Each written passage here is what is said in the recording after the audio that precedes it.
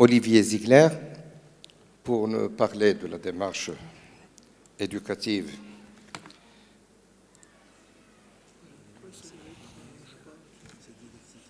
et donc nous parler de la prise en charge éducative de l'obésité. Professeur Olivier Ziegler est chef de service d'endocrinologie au CHU de Nancy. Et donc, on démarre immédiatement. On y va. On y va, bismillah. Mesdames et messieurs, chers amis, messieurs, mesdames, membres de l'ADN, je suis très heureux d'être parmi vous pour vous parler d'éducation thérapeutique. Alors, si je puis me permettre un petit commentaire, ce n'est pas l'obésité qui est instable, ce sont peut-être nos pratiques médicales qui sont encore instables. Et donc, moi, je vais vous parler de tout ça, à la fois de choses qui sont maintenant bien revues par la Haute Autorité de Santé, il y a des consensus, on a des bonnes pratiques dans la matière qui sont établies par un collège d'experts avec une méthodologie qui est celle de la Haute Autorité de Santé, c'est très intéressant. Et puis, je vais vous faire part de mon expérience personnelle dans le domaine, avec une vision optimiste. Moi, je ne vais pas vous dire « ça ne marche pas », je vais vous dire « ça marche » si on se centre sur la personne un peu plus que sur ses kilos en excès. Et donc, je vais plaider pour une médecine de l'obésité qui est une médecine centrée sur la personne. Alors, pourquoi le traitement est-il si difficile? Alors, je ne vais pas tout refaire, ce qui a été bien dit ce matin, mais c'est parce qu'on a une trajectoire bio-psycho-sociale et qu'il faut donc avoir une vision dynamique. Il y a d'abord un potentiel de prise de poids. On est tous inégaux. Il y a des gens qui ont une grande capacité à stocker, c'est biologique, probablement génétique.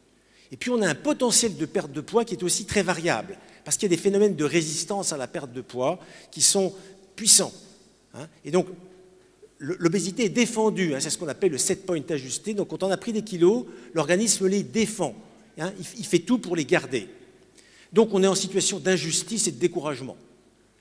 Si en plus on dit au patient « c'est de ta faute, t'as qu'à moins manger », ça ne va pas l'aider. Et donc, avant de commencer un programme d'éducation thérapeutique, on se pose 3 petites questions. Alors, c'est plus compliqué qu'il n'y paraît, mais on essaye de se dire est-ce qu'il y a une programmation biologique forte dans cette famille? On regarde les antécédents familiaux, on regarde le rebond d'adiposité précoce, la sortie de couloir quand il s'agit de jeunes adultes, on a encore les données, et puis on voit que ces clignotants étaient allumés depuis longtemps. Et puis, est-ce que le sujet vit dans un environnement obésogène, au sens large, où on mange beaucoup, on a des calories qui sont facilement accessibles et pas chères, riches en sucre, en aliments ultra transformés, il n'y a pas d'activité physique. Bref, dans certaines familles, dans certains systèmes, c'est difficile de perdre du poids. Et puis, 3e élément qui est assez simple aussi, est-ce qu'il y a eu du yo-yo pondéral? Est-ce qu'il y a des échecs répétés? Eh bien, quand tous ces clignotants sont au rouge, on se dit que ça va être difficile. 2 remarques ensuite. La prescription, ça ne marche pas. On ne prescrit pas un changement de comportement. Personne n'obéit à une prescription de changement de son comportement. Si on obéit quelques semaines ou quelques mois quand on est très courageux. Donc il faut voir les choses différemment. Il faut les voir différemment si on s'intéresse à la durabilité des effets du traitement. C'est vrai pour la nutrition, mais c'est vrai aussi pour les médicaments. Les médicaments ne vont pas tout régler. C'est vrai aussi pour la chirurgie. Et pour qu'on ait un effet durable, eh bien, il faut s'intéresser aux compétences psychosociales. Et donc, je vais m'appuyer sur un rapport que j'avais fait à la demande de la DGOS, c'est-à-dire la Direction Générale des Soins et la Direction Générale de la Santé, en 2014, dans le cadre du plan obésité. Et puis, sur ces recommandations de bonnes pratiques de la HAS, je ne vais pas vous détailler tout ça, vous tapez HAS sur le net et vous avez les recommandations, les guides de parcours. Il y a un travail colossal qui a été fait depuis 2021-2022, avec les meilleurs experts français. Alors ça, c'est une diapositive que j'ai faite récemment, pour Jean-Louis d'ailleurs, pour son prochain traité de nutrition, qui vous montre les perspectives, c'est-à-dire une vision dynamique. Au départ, vous avez des facteurs de risque, la génétique, l'environnement, et puis vous avez une maladie complexe. On l'a dit, les Américains, ils appellent ça maintenant ABCD, Adiposity Based Chronic Disease.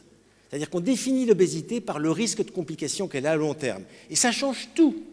Et l'ETP doit s'adapter à la situation. Alors, au départ, vous êtes en prévention primaire. C'est le risque de devenir obèse, et là, vous faites de l'éducation pour la santé.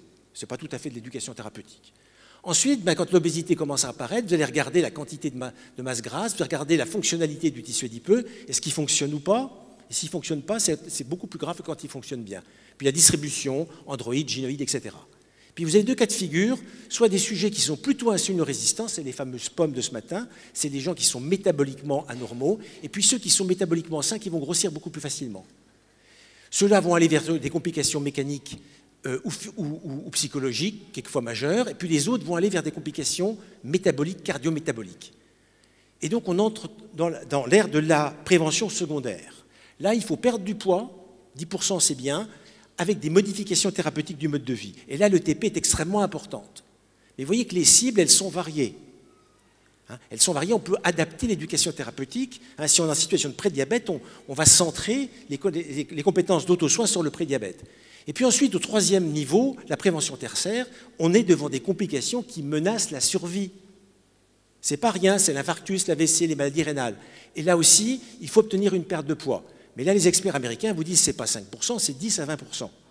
Et donc, il faut d'autres moyens. Mais il faut toujours de l'ETP pour que ce soit durable. Alors, par quoi on attaque? Comment on commence? Eh bien, souvent, on commence par le corps, par la perception de l'image corporelle, comment le sujet en situation d'obésité voit et pense son corps. On pourrait commencer aussi par la maladie chronique. Si on est en situation de diabète, ou d'insuffisance rénale, ou d'atteinte rénale, c'est important. Ça change les choses. Alors moi, j'aime bien l'image des trois soi. L'estime de soi, l'image de soi, la confiance en soi, c'est ce qu'il faut essayer de réparer, parce que dans les maladies chroniques, y compris dans l'obésité, on a une rupture du sentiment d'identité. On ne se reconnaît plus, on est différent. Et puis on a un sentiment d'insécurité. Qu'est-ce qui va nous devenir? Qu'est-ce qu'on va devenir? Est-ce qu'on va réussir à perdre ses kilos? Est-ce qu'on va soigner le diabète? Et finalement, un sentiment d'impuissance. Bien, pour réparer tout ça, il faut s'attaquer à ces trois images de soi. En plus, dans l'obésité, il y a une stigmatisation. C'est-à-dire qu'on pense que l'obèse est coupable.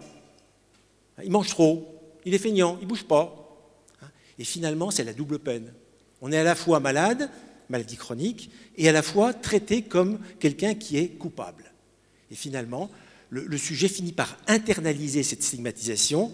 Il dit, ben oui, c'est de ma faute. Et là, le piège se referme sur lui. Et donc cette insatisfaction corporelle, elle est très associée dans toutes les études aux troubles du comportement alimentaire, qu'ils soient impulsifs ou compulsifs, ça peut aller jusqu'à l'hyperphagie boulimique et à la dépression.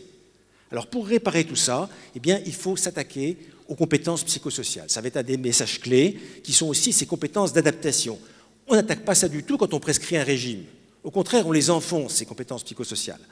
Alors est-ce que l'altération de ces compétences psychosociales, ce sont des causes ou des conséquences? Ben, les deux, certainement. En tout cas, il est très important de s'attaquer à ce sentiment d'auto-efficacité.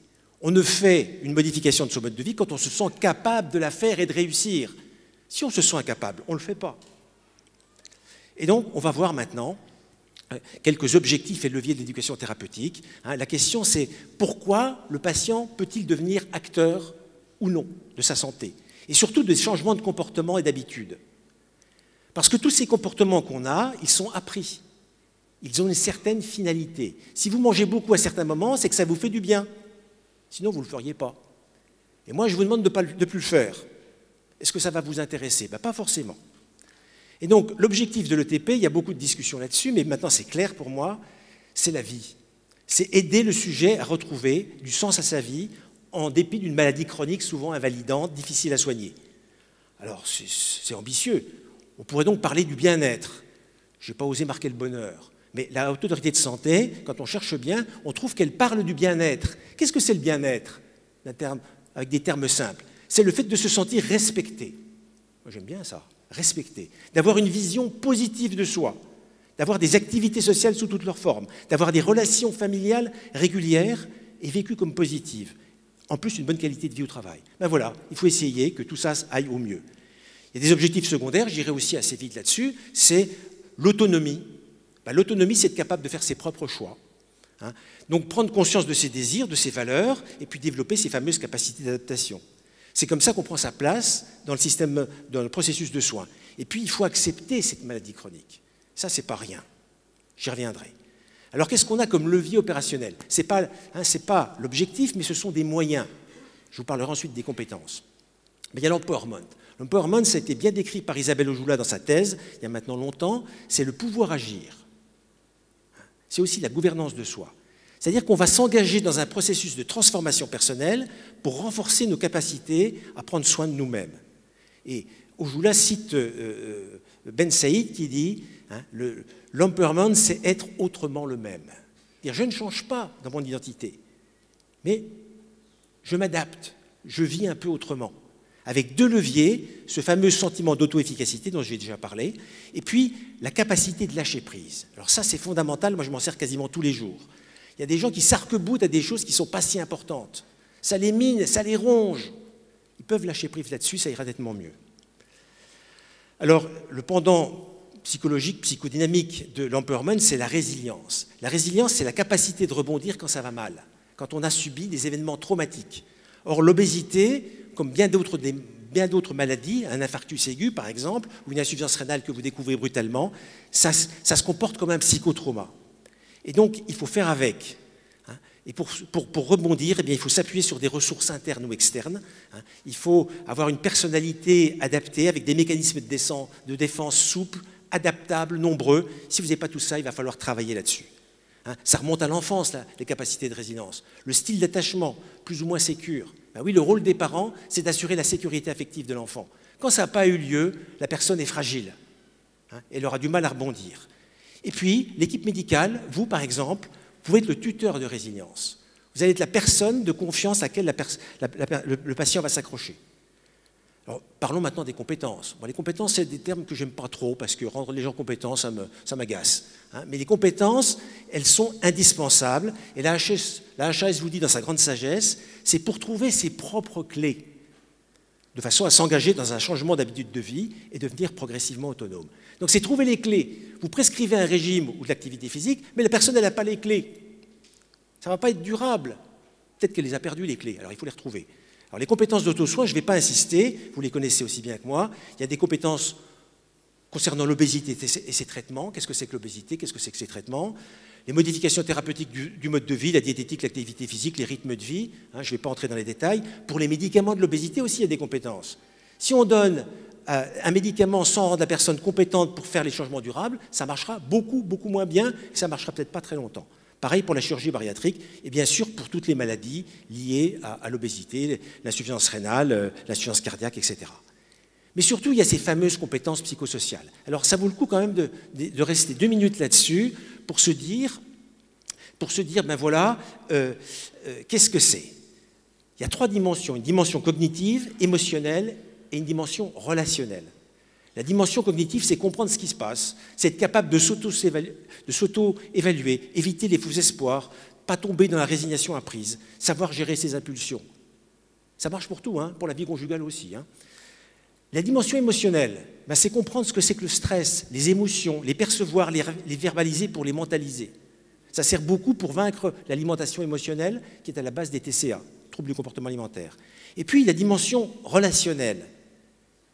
Il faut apprendre à partager avec l'autre. On a besoin de l'autre pour être heureux. Il faut développer des liens sociaux. Et souvent, les obèses sont isolés. Ils ne voient plus personne. Ils sont juste sur le net à faire des jeux vidéo. Et puis, en passant, il faut résoudre des difficultés et des conflits de façon constructive. Il ne faut pas s'enferrer dans des conflits. Alors, quels sont les grands principes de la HAS? Eh bien, elle vous dit la démarche éducative doit être au cœur de la démarche de soins. Elle vous dit que tout professionnel devrait s'y mettre.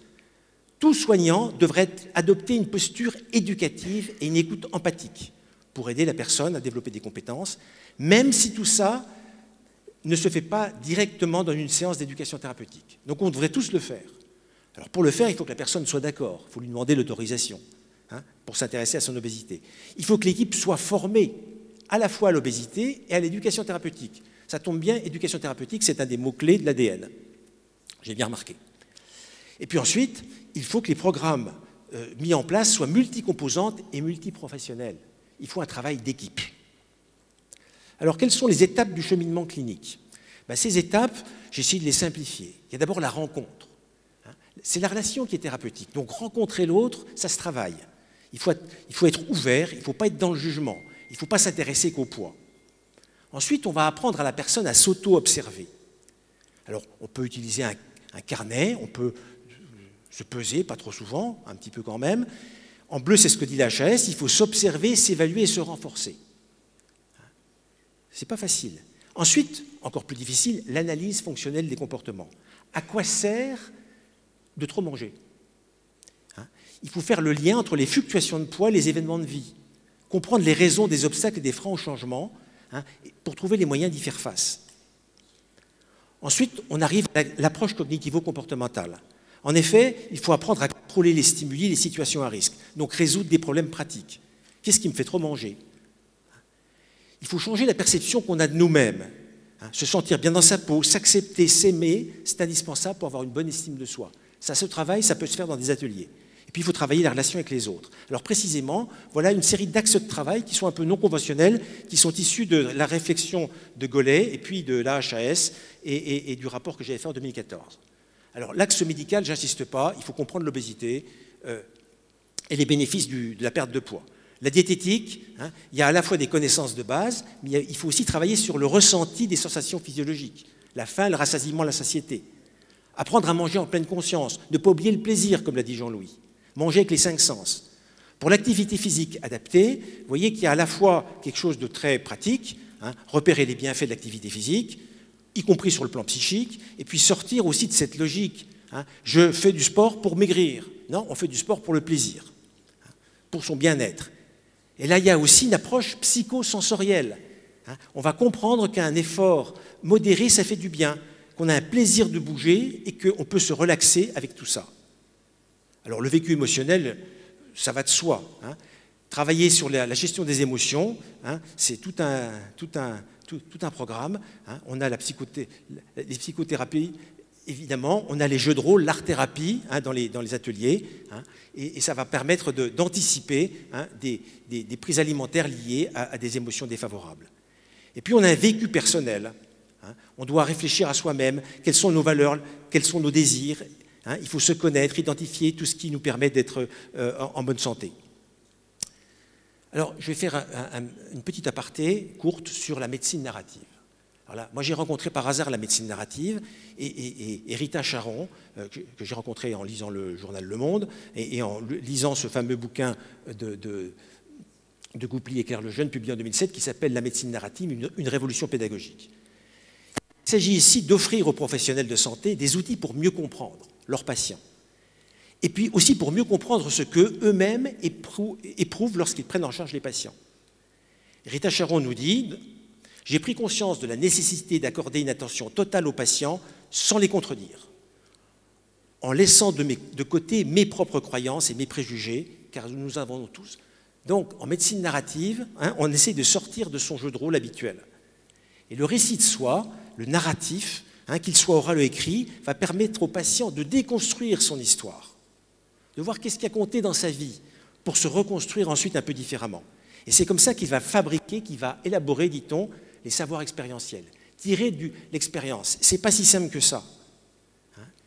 Et Rita Charon ajoute, la médecine narrative permet de lire dans son patient, c'est une jolie expression, et que ce sont les mots et les histoires qui créent cette relation thérapeutique, alors que les médecins ont perdu ce sens de la relation avec le patient.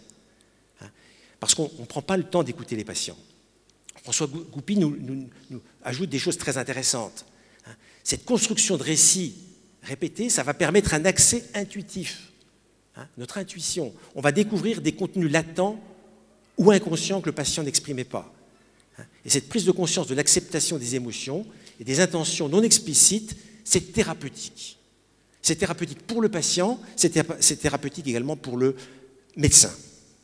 Et finalement, Catherine Tourette-Turgis, qui a fondé l'Université des patients, elle vous dit reconstruire avec le patient le récit de sa maladie, c'est lui permettre d'exprimer ce qu'il a vécu, ce qu'il a senti, ce qu'il a découvert, ce qu'il a éprouvé, ce qu'il a mis à distance et ce qu'il a incorporé. C'est travailler sur sa valeur identitaire.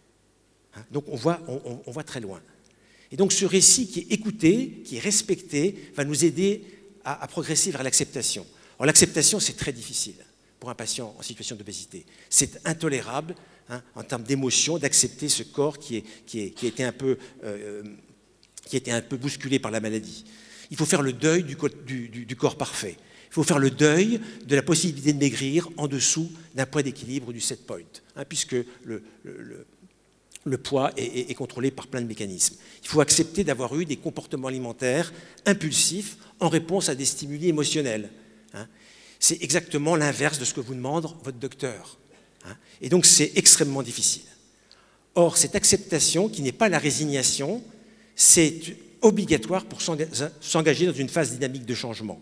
C'est ce que Stefan van Istendel appelle l'espérance réaliste. On est là pour redonner une espérance réaliste à nos patients.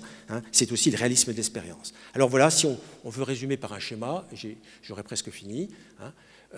Si on veut résumer par un schéma, le parcours du patient, eh bien, on a la maladie et ses traitements au départ. On commence par un travail d'auto-observation et d'introspection qui permet le récit. Le récit va permettre d'élaborer les savoirs expérientiels. On va ensuite avoir, avec cette médecine narrative, la mise en lumière des désirs du patient, de ses événements de vie, et il va pouvoir faire ses choix et s'engager dans une démarche de transformation personnelle. Et c'est ce processus de changement qui va l'amener finalement à l'empowerment, à la résilience, voire à l'acceptation de sa maladie. Entre-temps, il aura pu développer ses projets de vie, donc s'investir dans le futur. Et tout ça, c'est possible. Il est possible de sortir de ce sentiment d'impuissance et d'insécurité grâce à des ressources mobilisables, externes ou internes, en développant ses compétences psychosociales. Et ça, c'est le rôle de l'accompagnement et puis du climat facilitant de l'ETP. Il faut un environnement soutenu. Et finalement, c'est souvent l'équipe de soins qui est le tuteur de résilience. Donc si on ne s'attaque pas à tout ça, on a vraiment du mal à progresser. Alors il y a des outils, ça c'est assez simple. Vous connaissez tous les outils d'entretien motivationnel en ETP. Bon, l'empathie, je ne reviens pas. On développe la divergence, mais c'est le patient qui va vous dire « je diverge avec ce que je veux être, ce que je veux faire ». Vous allez rouler avec sa résistance.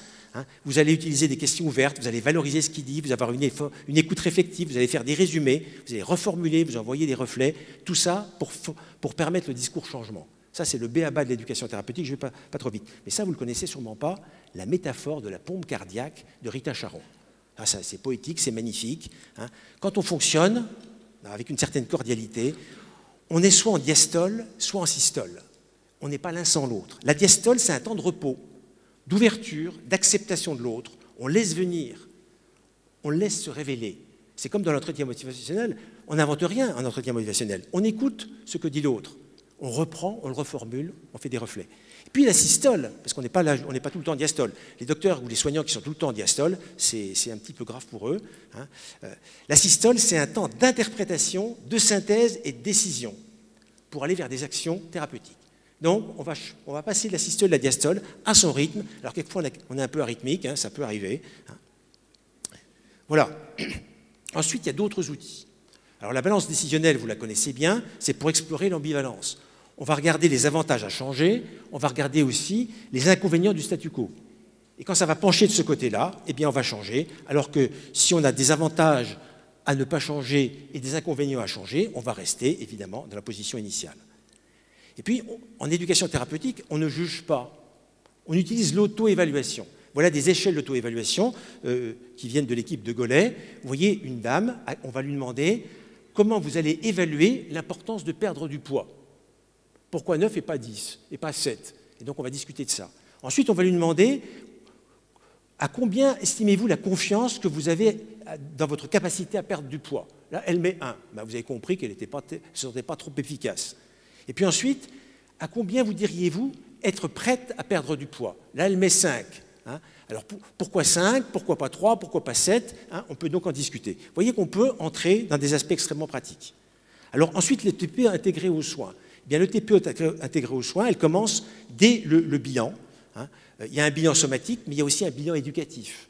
On va se mettre en posture éducative, et puis on va faire un peu tout ce que je viens de dire. Ensuite, il y a la phase de perte de poids, il y a la phase de stabilisation pondérale. Alors la phase de perte de poids, je partage totalement l'avis des autres orateurs, c'est facile, à condition d'obtenir l'adhésion, l'adhérence. C'est l'ivresse de la perte de poids. Vous faites n'importe quoi, vous mangez moins, il y a moins de calories, on perd du poids. Mais ça ne va pas durer, évidemment, parce que l'histoire naturelle, ce n'est pas la grosse flèche noire qui trompe l'ennemi. La vraie flèche, c'est celle qui remonte. L'organisme a tendance à défendre l'ancien poids. Et souvent, les sujets sont en situation de dichotomie cognitive. Il y a la loi du tout ou rien, soit ils font n'importe quoi très fort, soit ils ne font rien du tout. Et donc, pour faire ces modifications thérapeutiques du mode de vie, c'est là qu'il faut développer ces compétences psychosociales, qu'il faut un accompagnement des programmes d'ETP. Par les registres américains, on sait que c'est la pesée, les régimes hypolipidiques et l'exercice qui marchent bien. Et puis, on sait aussi maintenant que l'activité physique est très importante. Et puis, les médicaments de l'obésité, pour moi, leur principal intérêt, c'est qu'ils vont aider à stabiliser le poids longtemps. Alors, juste une étude pour montrer que c'est vrai tout ça, une étude espagnole, peu de sujets, mais avec les armes de l'éducation thérapeutique. Pour perdre du poids, il faut une restriction alimentaire flexible, il faut diminuer l'alimentation émotionnelle et il faut faire lever les barrières à l'exercice physique.